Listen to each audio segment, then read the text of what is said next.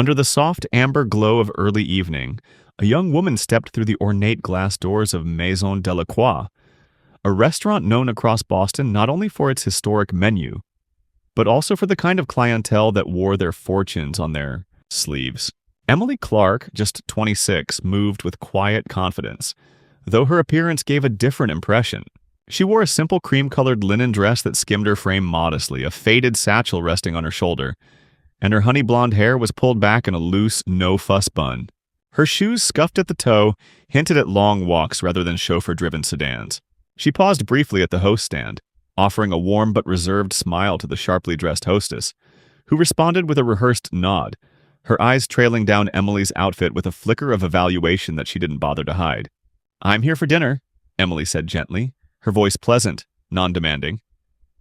"Just one." The hostess took a moment longer than necessary to look at the reservation tablet. Though there was no need, the room behind her was only half full. "You don't have a reservation?" she asked, as if confirming what she already assumed. Emily shook her head politely. "No, I was just passing by." The hostess hesitated, scanning the room again, as if searching for a corner inconspicuous enough to tuck the girl away. "We may be able to squeeze you in. Something by the service area, perhaps?" But before Emily could respond, a waiter, Brendan, passed by and caught the exchange. He was in his early 30s with a sharp haircut, a trim black vest, and a charm that could turn on and off like a light switch. He leaned in toward the hostess and murmured something under his breath, never once looking directly at Emily. The hostess gave a quick, amused smile, then turned back. "Brendan will take care of you." As Brendan gestured toward a small table near the window, Emily followed without complaint. The view overlooked a side alley, not the riverfront terrace most guests desired. Still, she sat down gracefully, setting her satchel gently on the chair beside her and folding her hands in her lap. Brendan returned with a glass of water and a menu, placing them down with mechanical efficiency. "We're out of specials for the evening," he said flatly, his eyes lingering on the frayed edge of her sleeve. "And just so you know, our pricing reflects our standards." Emily nodded, unfazed. She opened the menu with a calm that unnerved him slightly. She wasn't flustered. She wasn't apologetic. She simply looked like she belonged in a different story than the one he'd assigned to her at first glance. Brendan watched her for a moment longer than necessary, unsure why her presence unsettled him in such a subtle way. Something about her calmness, her lack of reaction to the barely veiled condescension, made him feel as if he had somehow missed a beat in a conversation he thought he was controlling. Shaking it off, he turned and walked back toward the service counter, tossing a glance over his shoulder at the girl by the window. She hadn't moved. She was reading the wine list with the same quiet focus someone might give to a novel in a waiting room. Not with urgency, but with unshakable presence. When he returned, Brendan's voice had regained its professional cadence, laced with just enough faux warmth to keep things distant. "Have you decided, miss?" he asked, pen poised over his notepad in an exaggerated show of patience. Emily looked up and gave him a soft smile. "I'd like the Chateau Margaux, the 2004, if it's available." "Just a glass." Brendan blinked once. He hadn't expected that. The 2004 was one of the finer vintages they carried, not listed under wines by the glass, and rarely ordered outside of private parties or wine tastings. For a moment, he considered asking if she meant something else, but her gaze was steady, unblinking, and he found himself nodding. "Certainly," he replied, though his tone betrayed doubt. "Anything to go with that?" She gently closed the menu and answered, "Yes, the Rossini. Medium rare if the chef will allow." That, too, was unexpected, not just because the Tornadoes Rossini was among the most expensive dishes on the menu, but because it wasn't even printed on the standard card. Only regulars or serious gourmands knew to ask for it. Brendan's lips parted slightly as if he were about to speak, but no words came. Instead, he wrote her order down and turned away more quickly than intended. At the bar, he placed the order with a slight frown and muttered under his breath to a coworker, "Guess she's doing some kind of splurge night." The bartender, an older man named Carl, glanced over at the girl by the window and raised an eyebrow. "She doesn't look like a splurger," he said, polishing a coupe glass. Brendan shrugged. "She looks like she teaches poetry for minimum wage and thinks Chateau Margaux is a film director." Carl didn't laugh. Instead, he turned away, and Brendan, now mildly irritated at the bartender's lack of participation in the joke, busied himself with preparing the wine order. Back at the table, Emily sat watching the dimming light filter through the high windows of the dining room. Around her, conversations rose and fell in waves.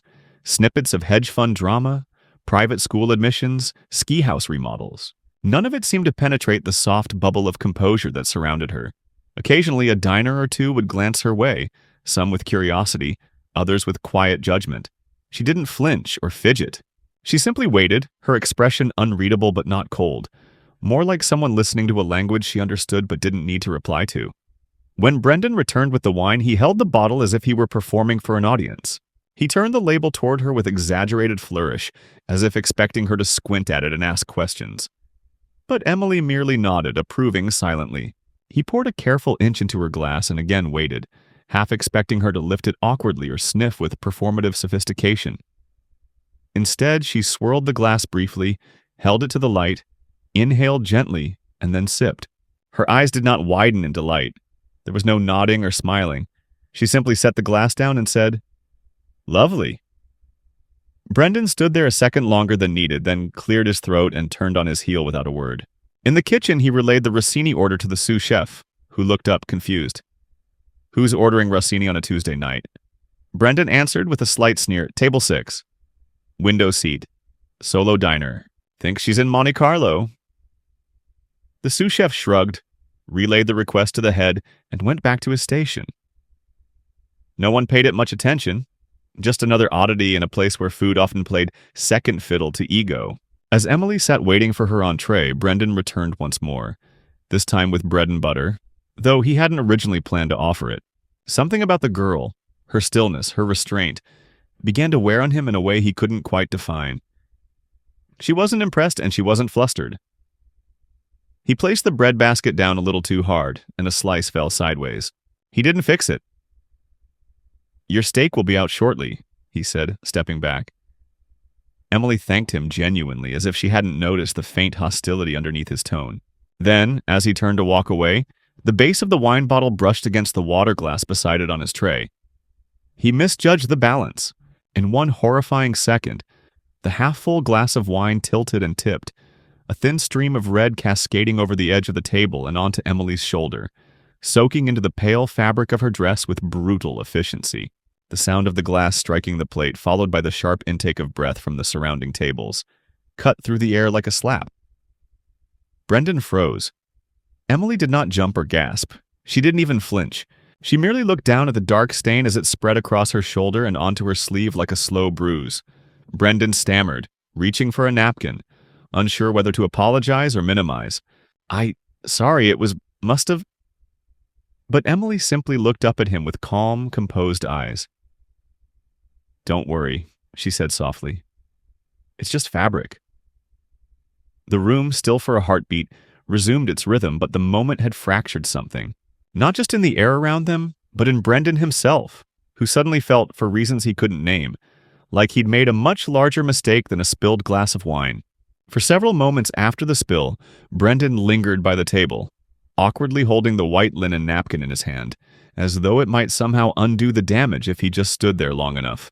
Emily remained still, her shoulder wet, the wine soaking slowly into the fabric, forming a deep burgundy bloom that spread in uneven veins across the light cloth. She didn't touch the napkin he offered. Instead, she simply looked at him with a calmness that made him uncomfortable in a way far worse than if she had shouted or demanded to see the manager. Her lack of reaction denied him any script to follow. He was used to scenes, apologies, awkward laughter, escalations, maybe even tears. Anything that gave him a role to play. But this quiet, composed stillness felt like standing alone on a stage with no lines. Eventually, Brendan placed the napkin on the edge of her table and mumbled something vague about returning shortly. He turned and walked away too quickly, his spine stiff, the sound of his shoes loud against the polished floor. At the service station, he leaned against the counter and exhaled, hard. He could still feel the eyes on him. A few patrons had clearly witnessed the spill, and while no one had spoken up, the glances told him enough. Carl the bartender gave him a questioning look, and Brendan just shook his head. "Slipped." She didn't freak out, though. Carl didn't answer, Instead, he just went back to polishing a glass, which felt like a judgment in itself. Back at the table, Emily lifted her glass again and took another sip, as if nothing had happened. But her movements were even slower now, more deliberate. She reached into her satchel and took out a small, leather-bound notebook, placing it on the table beside her bread plate. She didn't open it, just rested her hand on it, as though anchoring herself in something known and solid. Her eyes roamed the room without urgency, observing rather than watching. The guests continued their conversations, but something had shifted. People were more aware of her now. The woman in the cream dress with wine on her shoulder, dining alone, unreadable. She no longer looked lost. She looked misplaced, and yet wholly unbothered by it. When Brendan returned, he carried the Rossini on a tray, the plate carefully composed, the tenderloin centered perfectly atop its seared foie gras and golden toast, the demi-glace glistening in the candlelight. He set it down in front of her with exaggerated care, the tension in his hands visible if one knew where to look. "Chef sends his compliments," he said, forcing a smile. "It's not on the menu, but he had the ingredients on hand tonight." Emily inclined her head slightly. "Tell him thank you," she said, her voice calm but edged with something else now, a deeper register of clarity that gave Brendan pause. He hovered a moment longer, expecting... what exactly? A complaint? A rebuke? An awkward joke to ease the weight of what had passed between them? But she gave him nothing. Just a polite nod and a quiet, "That will be all for now," before turning her attention to her plate. Brendan left again, more rattled than he cared to admit. In the kitchen, he paced a little, restless. "She's not mad at all, just still. It's weird," he said to the sous chef. The chef, overhearing, glanced up.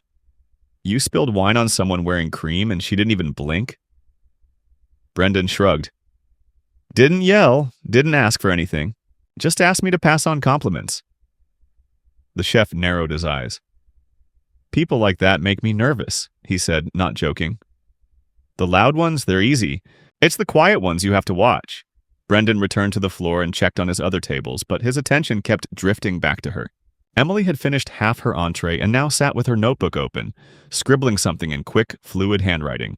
Her posture was relaxed, but there was a certainty to the way she moved, the way she occupied space without asking for permission.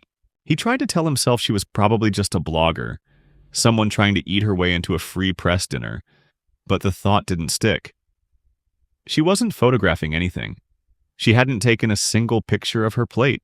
No Instagram, no tagging the restaurant, no flirtatious engagement with the staff or calculated performance for an audience. No. She was there for something else entirely. Then something happened that unsettled Brendan more than the spill itself. The maitre d', who usually didn't concern himself with individual tables, emerged from the back and began making his rounds. He walked with a practiced elegance, the kind of gait acquired from years of moving in high-end spaces, and his eyes swept the room with purpose. But when he saw Emily, he stopped mid-step. Just for a moment. A flicker of recognition passed over his features, like someone remembering a dream half forgotten upon waking. He approached her table slowly with caution and bent forward slightly. "Mademoiselle Clark?" he asked, his accent light, his voice warm but tinged with something reverent. Emily looked up and offered a gentle smile. "Hello, Philippe." Brendan, standing several tables away, froze. He had never heard the maitre d' address anyone by their full name. Not like that. Not with such unguarded familiarity. Philippe straightened his posture, his tone instantly shifting.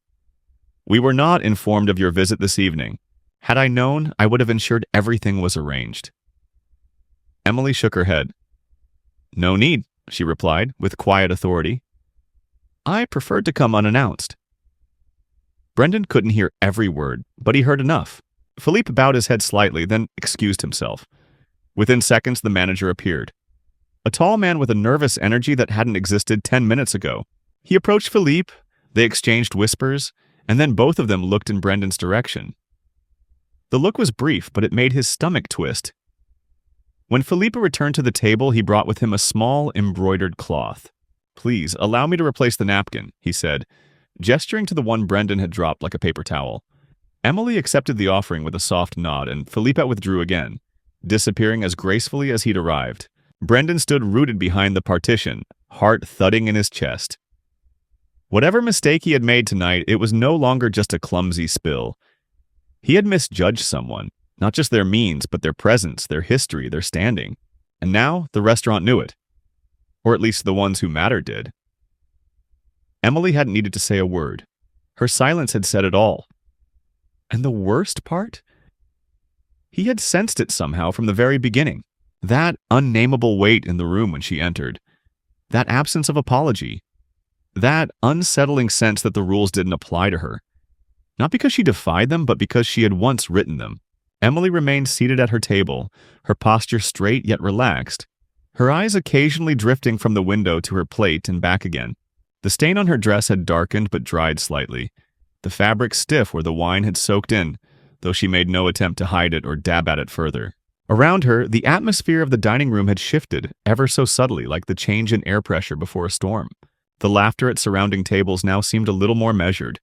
Glances were more frequent and prolonged, and even the servers moved with a quiet urgency, casting careful side-eyes in her direction as they passed. Brendan stood partially obscured behind a partition, pretending to check order slips but watching Emily with a growing sense of unease and detachment from everything else around him. He couldn't understand why her calm was so unsettling.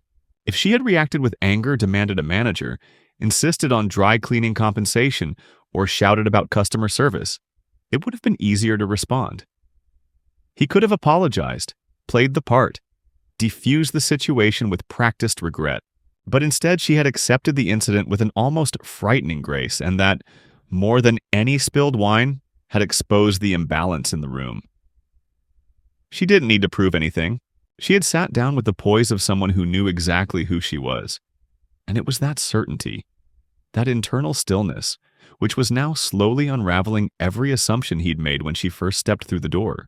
When the manager approached him again, Brendan felt it coming before a word was spoken.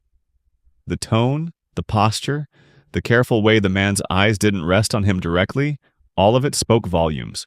"She didn't mention you by name," the manager said quietly, but Felipa recognized her. "She's on one of the advisory boards, for the foundation." Brendan's mind stalled. "What foundation?" he asked, though he already suspected. "The Culinary Preservation Fund," the manager said, voice even lower now. "They're the reason this place even reopened after the renovations. Their grants paid for half the kitchen, and their director makes surprise visits to evaluate service and heritage compliance. That girl out there? That's Emily Clark." The Emily Clark. The name landed like a dropped stone in Brendan's stomach. He had heard of the Clark Foundation in passing. A quiet but influential organization that supported historical menus, classic technique training, and revitalization of forgotten regional cuisines. They didn't advertise. They didn't post on social media, but everyone in the business knew their seal of approval meant something. It wasn't just about money, it was about cultural legitimacy. Emily Clark wasn't a blogger or a rich kid looking for attention. She was the arbiter of taste that could put a place like this on the map, or remove it from the conversation entirely. And Brendan had treated her like a nuisance. He wanted to do something, apologize, explain, at least acknowledge his error, but something in him knew that to approach her now would only make matters worse. She hadn't asked for a confrontation. She hadn't even asked for recognition. She had come, watched, tasted, and endured. Silently. And his panic wasn't just about her influence, it was about the way she had made him see himself, how easily she had let him reveal what lay beneath his practiced charm. In the kitchen, there was a new mood. Word had spread. The head chef, a stoic man known for his indifference to anything outside his pans, was now methodically plating a trio of amuse-bouches, all hand-picked from the seasonal archive of the house's original menu. "For Miss Clark," he said simply, and no one questioned the gesture. The sous chefs moved with a rare precision, understanding without words that this service now meant something different. It was no longer just dinner service. It was a moment of silent recalibration. Back in the dining room, Emily had finished her meal. Her notebook was closed and her wine glass was half full. She sat still, eyes steady, waiting for nothing in particular. The head chef himself brought the trio of small plates to her table, each arranged with care and accompanied by a brief description. He didn't say her name aloud, but he did lower his head in a subtle gesture of respect. Emily listened, nodded once, and said only, "Merci." Her pronunciation was perfect. He left without another word. Brendan watched from the shadows of the bar, his face pale. He felt no jealousy, only the deep, aching humiliation of someone who had finally recognized the depth of their own misjudgment. Not because he had spilled wine. That could happen to anyone. But because he had looked at her and assumed everything. He had thought himself worldly, sharp, quick to read people, and yet he had missed everything that mattered. Emily took a slow sip from her glass, then reached into her satchel once more. This time she pulled out a small envelope sealed with wax and handed it to Felipe when he reappeared at her side. "For the chef," she said softly, "and his team." Felipe bowed slightly, his face unreadable, but his movements reverent. He placed the envelope inside his breast pocket as if it were something fragile. The envelope didn't contain money, nor a complaint. Inside was a handwritten note, an invitation to a closed culinary session hosted by the Clark Foundation, where selected chefs were invited to work with culinary historians and artisans in France for a month-long residency. These invitations were rare and unannounced, given only to those whose craft had demonstrated not just skill, but soul. Emily had made her decision without discussion, without fanfare, and without naming the incident. She had watched, waited, and let the room tell her everything she needed to know. As she stood to leave, Brendan caught her glance across the room. It was brief, almost imperceptible, but it landed like a weight. She did not glare nor smirk. There was no triumph in her expression, only a quiet, unmistakable sadness. And in that look he saw the full extent of what he had done. Not spilled wine, not bad service, not rudeness. He had seen someone he didn't think mattered and treated her accordingly. And now he knew that it mattered more than he could ever have imagined. The following afternoon, long before the evening dinner service began, a quiet but deliberate meeting took place in the private upstairs room of Maison Delacroix. The staff had been summoned, not urgently but with an unmistakable air of seriousness. Brendan sat at the long mahogany table along with the other servers, bartenders, and the floor manager, all waiting in various states of confusion and unease. Word had already made its rounds the night before. The girl in the cream-colored dress, the one who had ordered the Rossini and had wine spilled on her shoulder, was someone of importance. But it wasn't until that morning that the full story came out. And it had landed like a cold stone in the pit of Brendan's stomach. Emily Clark wasn't just a board member or a donor. She was the current director and key decision-maker for the Clark Foundation, a private but powerful entity that not only funded culinary restoration and preservation, but also partnered with select establishments to offer long-term cultural grants, curated press features, and educational exchanges with European institutions. Her visit hadn't been a social dinner. It had been an evaluation. And Maison Delacroix had been, until last night, one of the final contenders for a multi-year partnership that would all but guarantee its legacy in the fine dining world. The head chef entered the room first, followed by Philippe, the maître d', and finally the general manager, a tall, thin man named David Langford, whose usual affable detachment was nowhere to be seen. He stood at the head of the table, arms crossed, a tablet in hand, his expression unreadable. Brendan looked down at the polished surface of the table, his reflection wavering in the gleam. He could feel the attention gathering around him even before anything had been said. Langford didn't raise his voice. He didn't need to. "Miss Clark came here last night unannounced," he began, his voice measured, almost clinical. "She came not as a VIP, not as a celebrity, but as a quiet observer. That was intentional. She prefers to witness a restaurant's true nature, unfiltered, unrehearsed." He paused for effect, his eyes moving slowly across the table. "She witnessed ours." There was a silence that followed, heavy and taut, and then he continued.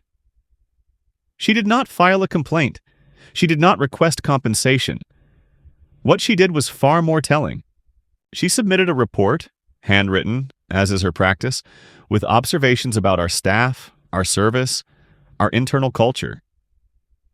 He tapped the tablet. "And let me be very clear. Her words carry weight. With investors, with critics, with the Foundation's entire network of culinary institutions. Her words can alter the trajectory of this place. He turned the tablet around briefly, displaying a page with handwritten notes, the soft, flowing cursive, unmistakably elegant. He didn't read aloud, he didn't need to, but he let it be seen long enough for the room to register the reality that everything had been recorded. Not in the form of punishment, but in the form of assessment. She described the food as technically strong, the atmosphere aesthetically preserved, the plating thoughtful, Langford went on. But she also noted a culture of condescension embedded in our floor service. A lack of sincerity, an absence of basic respect for patrons who don't present with visible wealth. There was a beat of silence. She specifically described a moment when a server poured wine on her shoulder, made no meaningful apology, and instead chose to diminish her further with tone and language. The room didn't move. A few glanced toward Brendan, others stayed still, but no one spoke. Brendan knew there was no point in denying it. He hadn't just made a mistake. He had become an example. Langford didn't look directly at him, but his words now carried sharper edges. "There will be no public reprimand," he said. "Miss Clark has requested discretion. She believes, perhaps naively, that it's better to educate than to expose. But she's made it clear that unless internal standards improve, there will be no further engagement with the Clark Foundation." Brendan's face burned, but not from anger, only shame. He felt the weight of the chef's silent disappointment, of Felipe's cool stillness, of his colleagues' uneasy silence. The worst part wasn't the risk to his job. It was the realization that a single evening, one moment of carelessness layered with arrogance, had closed a door that others in the room had worked years to open. He had become the embodiment of everything the Foundation stood against. Later that evening, as service resumed, there was a perceptible change in the room. Staff moved with more measured intention, voices were lowered, posture corrected. Even regular patrons noticed. There were no jokes at guests' expense near the water station, no whispered speculations about tips or outfits. Brendan, now assigned to side stations and cleaning tasks, remained silent through most of it. He didn't argue the demotion. He didn't offer excuses. What haunted him most wasn't Langford's tone or the chef's silence. It was the brief look Emily Clark had given him as she stood to leave the night before. It hadn't been cruel or triumphant. It had been disappointed, quietly, unflinchingly disappointed. He stayed long after the last guest had gone, helping stack chairs and polish glassware, unprompted. Felipe approached him near closing time, his voice low but direct. "She could have had you dismissed with a single word," he said without inflection. Brendan nodded. "I know." Felipe regarded him for a moment. "Do you understand why she didn't?" Brendan hesitated. "Because it wouldn't have changed how I thought. Just what I did." Felipe said nothing, but he didn't walk away. Finally, Brendan looked up. "But now it has." That earned a nod, small, almost imperceptible, but it was there. "Then start over," Felipe said. "You're lucky to have that chance." As the doors were locked and the lights dimmed, Brendan lingered for a moment in the darkened dining room. He walked to the window where Emily had sat and looked at the chair she had occupied. On the table, someone had left a fresh napkin folded perfectly in her place setting, as if in silent tribute. He touched the back of the chair once gently and then turned away. Not with the pride of someone absolved, but with the humility of someone who had, for the first time, begun to understand what service truly meant. 2 weeks passed before her name returned to the dining room, and this time, it wasn't in whispers. Maison Delacroix had been selected for a discreet write-up in the Clark Foundation's seasonal report. A rarity, since most of their evaluations were kept internal, unless a restaurant had demonstrated not only culinary excellence, but cultural integrity. The write-up was succinct, written in the same elegant hand that had once made quiet notes in the back of the dining room. It spoke of heritage upheld, of restraint and beauty in preparation, of a space that had, after tension, rediscovered its balance. It didn't mention the incident with the wine. It didn't mention Brendan. But every person who had been in that room the night she dined knew what those words had cost, and how close they had come to losing them. It was Saturday evening, and the restaurant was humming again. There was a quiet anticipation in the air, not of celebrities or critics, but of something more elusive. a kind of validation that didn't announce itself but settled softly into the seams of a place like light into fabric. The staff worked with renewed purpose. Plates left the kitchen with extra attention. Conversations were hushed but sincere. There was, for the first time in a long while, a true reverence for the craft. Not performative, not forced, but honest. At the center of this carefully orchestrated harmony, Brendan moved with steady hands and fewer words. His smile, once automatic, had softened. He no longer performed hospitality, he practiced it.